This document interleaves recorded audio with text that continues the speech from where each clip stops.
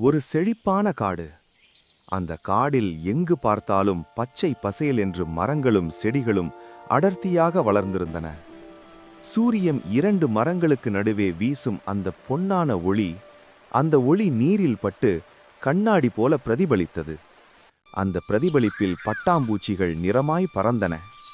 பறவைகள் மரங்களில் கூட்டு கட்டி குரலிசை பாடின. மரங்களில் பழங்கள் செழித்து வளர்ந்திருந்தன. யானை குட்டிகள் குளத்திலும் ஏரியிலும் சந்தோஷமாக விளையாடின. குரங்குகள் ஒரு மரத்திலிருந்து இன்னொரு மரத்திற்கு தாவி இந்த பழமா அந்த பழமா என்று தேர்வு செய்யும் அளவுக்கு அந்த காடு அளவில்லா வளம் கொண்டிருந்தது. அந்த காட்டில் மான், கரடி, முயல், குரங்கு, யானை எண்ணற்ற உயிரினங்கள் மகிழ்ச்சியாக வாழ்ந்தன. அங்கே பல நீர்வீழ்ச்சிகளும் இருந்தன. அந்த காட்டில் 4 நெருங்கிய நண்பர்கள், மான், குரங்கு, யானை, முயல் எப்போதும் ஒன்றாக சுற்றி கொண்டிருந்தனர். ஆனால் ஒரு நாள் அந்த காடே மாற ஆரம்பித்தது. வானம் இருண்டது, மேகங்கள் திரண்டன. மழை வரும் போல தோன்றியது. ஆனால் மழை வரவில்லை. அதன் பிறகு மேகமே காணாமல் போனது. மேகம் வேறு காட்டுக்குச் சென்றது.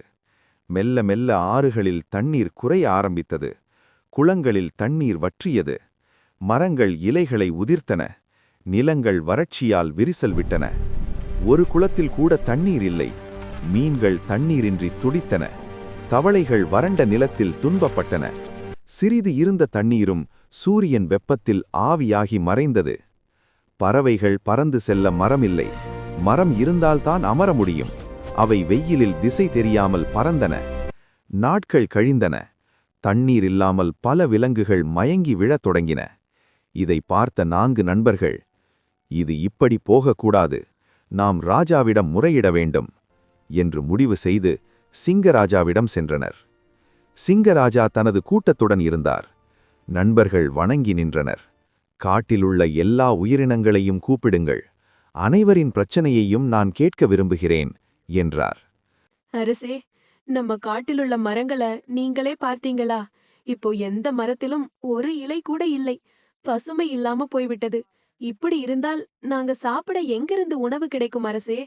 புல்லே இல்லை, இலைகள் இல்லை, வாழவே முடியாத நிலைமையில இருக்கும். இப்படி போனால் நம்ம உயிரே ஆபத்துக்கு ஆளாகிடும். அரசே, அரசே, நம்ம காடு முழுக்க வறட்சி பிடிச்சுக்கிட்டு இருக்கு. நாங்க தினமும் ஓடி திரிஞ்சு தண்ணி தேடி அலையிறோம். ஆனா எங்க பார்த்தாலும் ஒரு சொட்டு தண்ணி கூட கிடைக்கல. என்னோட நண்பர்கள்ல சில பேர் குடிக்க தண்ணி இல்லாம மயங்கி விழுந்துட்டாங்க. அரசே, நாங்க எவ்வளவு நாள் இப்படி தாங்க முடியும்? இன்றைக்கே ஏதாவது ஒரு முடிவு எடுத்தாகணும். அரசே, நாம் வாழும் இந்த காட்டில் குடிக்க ஒரு சொட்டு தண்ணி கூட இல்லை. இன்னும் இப்படியே இந்த நிலை தொடர்ந்தால் நம்ம யாராலும் உயிரோடே இருக்க முடியாது. கூடு கட்ட மரம் இல்லை, குடிக்க தண்ணி இல்லை, எங்கள் குஞ்சுகளுக்கு உணவில்லை. தயவு செய்து அரசே, இதற்கு ஏதாவது ஒரு வழி சொல்லுங்கள்.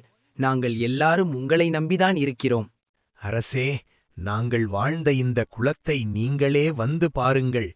ஒரு காலத்தில் தண்ணீர் நிரம்பியிருந்த இந்த இடம் இப்போ தண்ணீர் இருந்த அடையாளமே இல்லாமல் வெறும் வறண்ட தரையாக மாறிவிட்டது. இப்படியே போனால் எங்களால் உயிரோடே இருக்க முடியாது அரசே.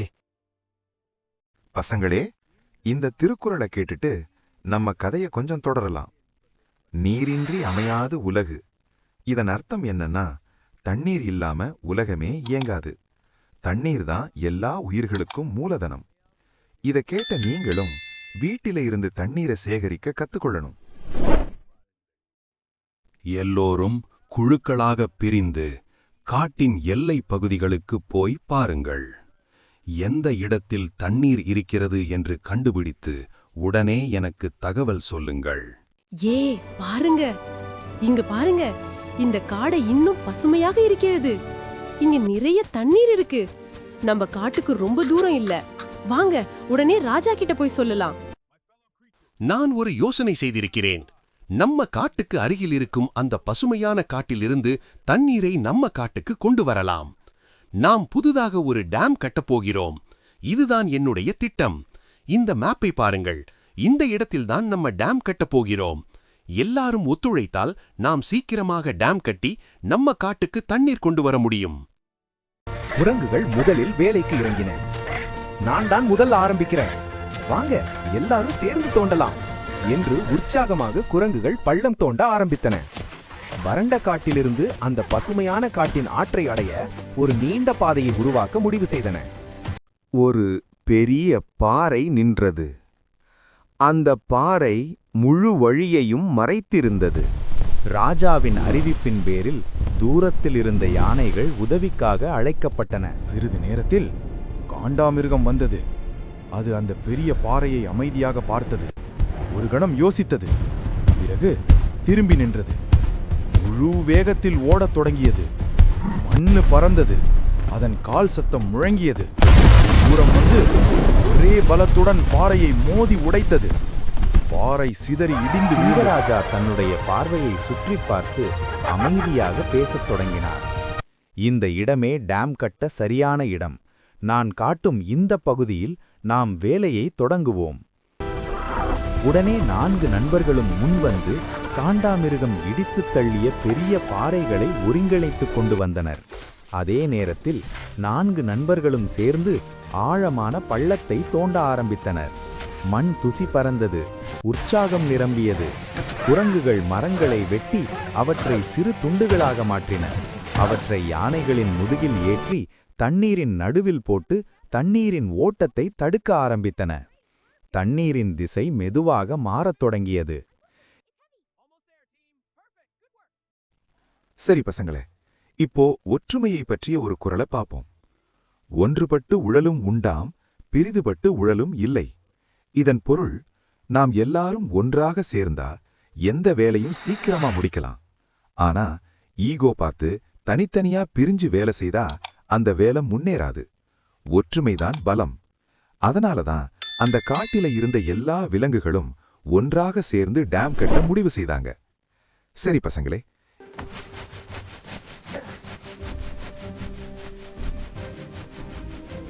யானைகள் மரக்கட்டைகளையும் பாறைகளையும் சுமந்து டேம் கட்டும் இடத்திற்கு சென்றன. Keep it steady, team. We're almost there. எருமை மாட்டு வண்டிகளிலும் கட்டைகள் ஏற்றம் அனுப்பப்பட்டன. எல்லா பொருட்களும் விரைவாக சேர்க்கப்பட்டன.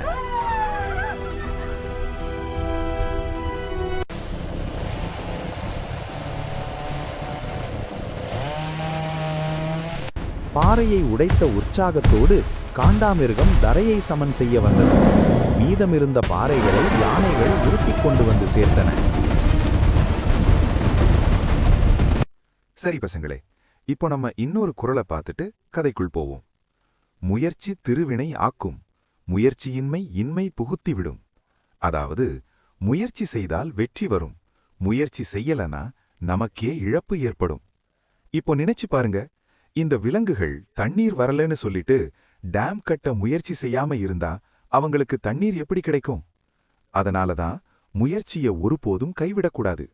ரிசல்ட் உடனே வரலனாலும் முயற்சி தொடர்ந்து இருக்கணும். கரடி ஒரு இன்ஜினியர் போல அளந்து பார்த்து திட்டமிட்டு ஒவ்வொரு கல்லையும் சரியாக அமைத்தது. ஒவ்வொரு விலங்கும் தன் பொறுப்பை முழு மனதுடன் செய்தது. பாதி டேம் கட்டி முடிக்கப்பட்டது. அதற்குள் 4 நண்பர்களும் தண்ணீரை திருப்பிக் கொண்டு வர முயற்சி செய்து கொண்டிருந்தனர். தரை முழுவதும் சமன் செய்யப்பட்டது. எல்லா விலங்குகளும் கடைசியாக ஒன்றாக சேர்ந்தன. குரங்குகள் தேவையான கருவிகளை கொண்டு வந்தன. யானைகளும் எருமைகளும் கட்டைகளை சுமந்து வந்தன. உடைந்த இடங்களை 4 நண்பர்கள் மண்ணாலும் களிமண்ணாலும் பூசி மூடினர். ஒரு சிறு துளையும் இல்லாதபடி உறுதியாக ஒரு பெரிய டேம் எழுந்தது. அந்த டேம் பார்ப்பதற்கே பெருமையாக இருந்தது. சில நாட்கள் கழித்து வானம் கருமையாக மாறியது. மேகங்கள் கருகருவென திரண்டு வந்தன. இடி முழங்கியது. விலங்குகளெல்லாம் வானத்தை நோக்கி பார்த்தன. அந்த நொடியிலே மழை பொழிய ஆரம்பித்தது. மழை தாரையாக பெய்தது. நீர் டேமில் நிரம்பத் தொடங்கியது. அவர்கள் கட்டிய டேம் வலிமையாக நின்றது. இப்போ இன்னொரு முக்கியமான குறளை பார்ப்போம். ஆகாறு அளவிட்டிது ஆயினும் கேடில்லை, போகாறு அகலாக்கடை. இதன் பொருள், நமக்கிட்ட வளம் இருக்கும்போதே அதை வீணாக்காமல் சிறிதளவு சேமித்து வைக்கணும். சேமிக்காம விட்டதாலதான் அந்த காட்டில இவ்வளவு பெரிய வறட்சி ஏற்பட்டது. தண்ணீர் இருக்குது, காற்று இருக்குதுன்னு சொல்லிட்டு நம்ம இஷ்டப்படி பயன்படுத்தி வீணாக்க கூடாது. இயற்கை வளங்கள் நம்ம மட்டும் பயன்படுறதுக்காக இல்ல, வருங்கால சந்ததிக்கும் எந்த குறையும் இல்லாம நாம் விட்டு செல்ல வேண்டிய பெரிய சொத்து இந்த பூமியிலேயே இருக்கிற இயற்கை வளங்கள்தான்.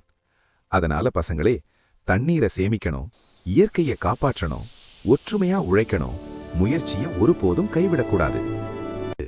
அனைத்து விலங்குகளும் மகிழ்ச்சியில் குதித்தன. அப்போது சிங்கராஜா முன்னே வந்து பேசினார்.